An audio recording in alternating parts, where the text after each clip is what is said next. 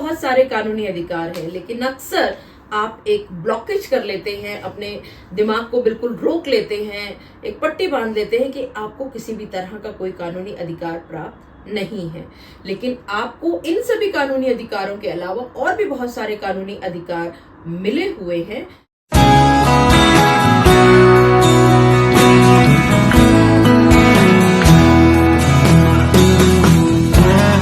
हम लोग अक्सर कभी भी किसी भी एक्ट को खोल करके देखते हैं, किसी भी किताब को खोल करके देखते हैं, तो आप सभी को पत्नी के कानूनी अधिकार नजर आते हैं। लेकिन कोर्ट में सिर्फ पत्नी ही नहीं आती, पति भी कोर्ट में आता है। पति अपनी तरफ से कोई केस भी फाइल कर सकता है या पत्नी के द्वारा किए गए केस में अपने बचाव पक्ष भी प्रस्तुत करता है।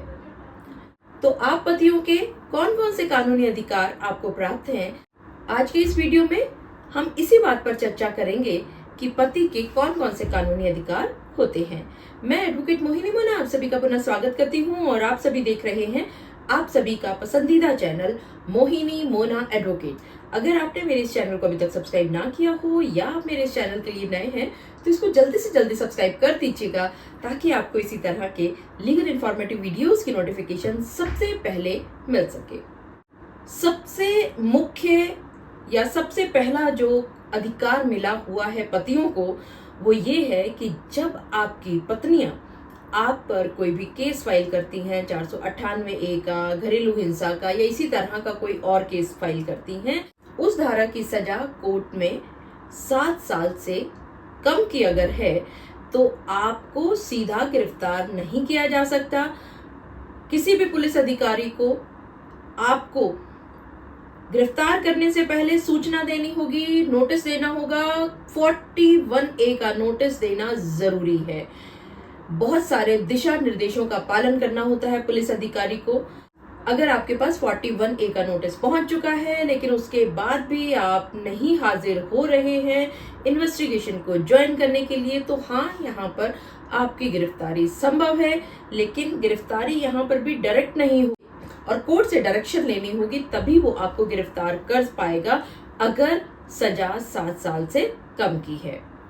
दूसरा, बहुत सारे लोगों को ये नहीं पता होता कि अगर आपका केस ऐसी धारा की श्रेणी में आता है जिसमें थाने में भी जमानत ली जा सकती है, आप थाने से भी जमानत ले सकते हैं। और यहाँ एक बात मैं आपको बता दूं बहुत अच्छी तरह से, चाहे वो 498A का केस हो, चाहे वो दहेज का हो, चाहे वो घरेलू हिंसा का केस हो, किसी भी केस में गैर कानूनी तरीके से आपको किसी भी तरह से पुलिस अथॉरिटीज के द्वारा गिरफ्तार नहीं किया जा सकता। तीसरा, अगर आपके ऊपर FIR लॉन्च हो गई है, आप फंस चुके हैं एक ऐसे केस में जिसमें आपने कुछ किया भी नहीं है, कोई स्पेसिफिक एलिगेशंस भी आपकी पत्नी ने नहीं लगाए हैं, तो आपके पास ये अधिकार है कि आप अपने हाईकोर्ट में जाकर के इस FIR को रद्द करा सकते हैं, क्वैशिंग करा सकते हैं। चौथा, बहुत बार ये भी देखा जाता है कि आप करवा तो बहुत कुछ सकते हैं, आप क्वेश्चन भी करा सकते हैं, आप डिफेंस भी ले सकते हैं, आप क्रॉस लिटिगेशन में भी जा सकते हैं, लेकिन आपकी जो आर्थिक व्यवस्था है वो बहुत ही खराब है। आपके पास इतना पैसा नहीं है कि आप कोर्ट कचहरी में जाकर के आप अपने लिए वकील ले सके और उसको फीस देकर के आप अपना केस आगे चलवा सके।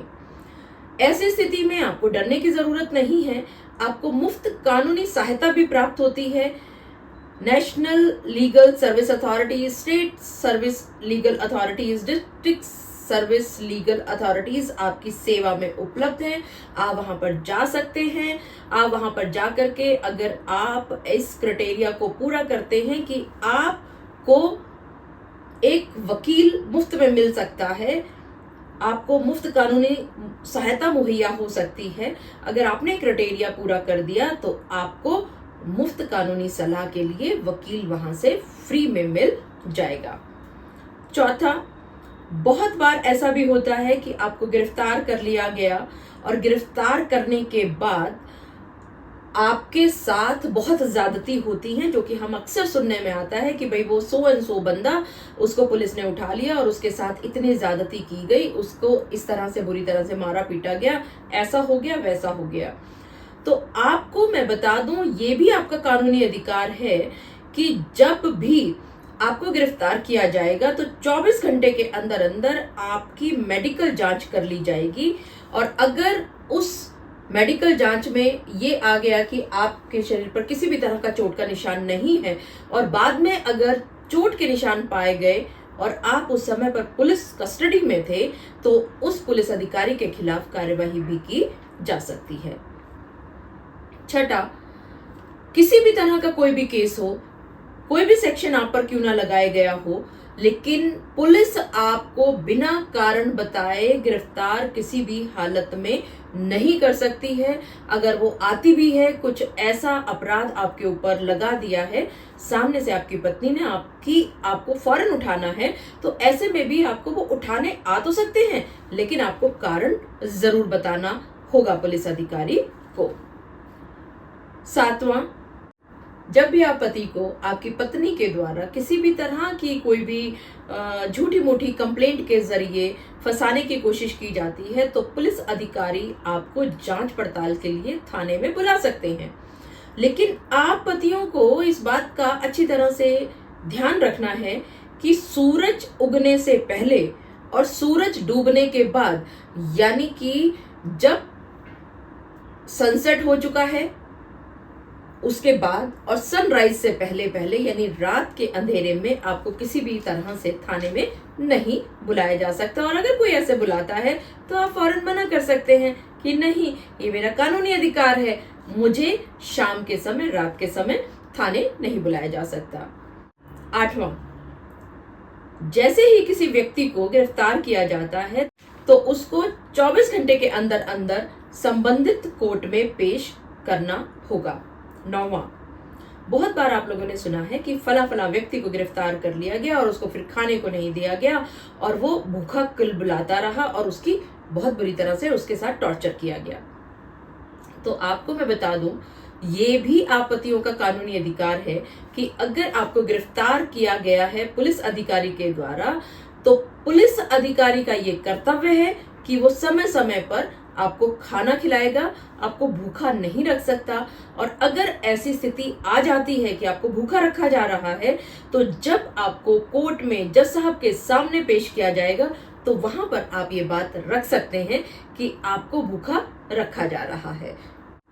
10वां, जब भी आप गिरफ्तार हो जाते हैं तो आपको ये भय सताता है कि पता नहीं मेरे परिवार को इस बारे में पता है कि नहीं, मेरा परिवार मुझे कैसे ढूंढेगा, क्योंकि आपको फोन नहीं दिया जाता, आप किसी से बातचीत नहीं कर सकते, आप किसी को सूचना नहीं दे सकते। तो आपको इस वीडियो के माध्यम से मैं बता दूं, जब भी पुलिस अधिकारी आपको गिरफ्तार करेगा तो वो सूचना आपके परिवार को उसी पुलिस अधिकारी को देनी होगी जिन्होंने आपको गिरफ्तार किया है। 11वां, बहुत बार आप लोग ये भी घबराते हो कि आपको उठा तो लिया गया, आपके परिवार को भी चलिए सूचना मिल गई, लेकिन आपको आपके वकील साहब से बातचीत करने का मौका मिलेगा या नहीं, क्योंकि अगर वकील साहब से बातचीत आपकी नहीं हो पाई तो आप कैसे जमानत कराएंगे। तो आपको मैं बता दूं कि जांच के दौरान आपके वकील साहब को आपसे मिलने की पूरी पूरी अनुमति होगी। और हाँ, एक बात और, कि अगर आपकी अवैध गिरफ्तारी की गई है, ये बात साबित हो जाती है, तो आपको मुआवजा भी मिल सकता है। ये भी आप पतियों का कानूनी अधिकार होता है। तो देखा आप सभी ने, आप लोगों के बहुत सारे कानूनी अधिकार हैं, लेकिन अक्सर आप एक ब्लॉकेज कर लेते हैं, अपने दिमाग को बिल्कुल रोक लेते हैं, एक पट्टी बांध लेते हैं कि आपको किसी भी तरह का कोई कानूनी अधिकार प्राप्त नहीं है। लेकिन आपको इन सभी कानूनी अधिकारों के अलावा और भी बहुत सारे कानूनी अधिकार मिले हुए हैं। आप कभी भी ना घबराएं। अगर आपकी पत्नी ने आप पर कोई भी केस किया है तो आप उसका निडरता से सामना करें, अपना जो माइंड है उसको खुला रखें, खुली आंखों से देखें, समझें, परखें, अपने सभी अधिकारों को याद रखें और किसी भी स्थिति में किसी भी तरह की परेशानी आने के लिए अपने आप को हमेशा तैयार रखें। मुझे पूरा विश्वास है कि आप सभी को मेरा आज का वीडियो भी बहुत अच्छा लगा होगा। अगर आपको मेरा आज का वीडियो भी अच्छा लगा तो इसको लाइक, शेयर और कमेंट करना ना भूलिएगा। और हाँ, अगर आप मेरे इस चैनल के लिए नए हैं तो इसको जल्दी से जल्दी सब्सक्राइब कर दीजिएगा, ताकि आपको इसी तरह के लीगल इन्फॉर्मेटिव वीडियोस की नोटिफिकेशन सबसे पहले मिल सके। अपना और अपने परिवार का बहुत अच्छी तरह से ध्यान रखिएगा। Thank you, take care, bye bye.